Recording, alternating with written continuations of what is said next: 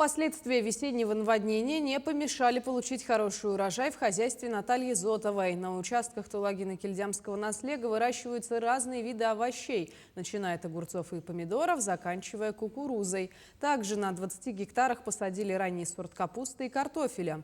Несмотря на весенние хлопоты и жаркое засушливое лето, хозяйство собирает хороший урожай. Например, из теплицы через каждый день собирают 100 килограмм помидоров, а на столичной торговой точке ежедневно огурцы, перцы и баклажаны. Кукурузу же в этом году посадили на 3 сотках земли. Теперь якутяне очень хорошо знают кукурузу. Рынки всего его всегда, каждый год бывает много. И уважающее себя хозяйство всегда старается садить кукурузу. Это прибыльная культура, и она золотистая, красивая. Початок очень хороший, ребятишки очень любят его. И у нас солнце такое же, как в Мексике.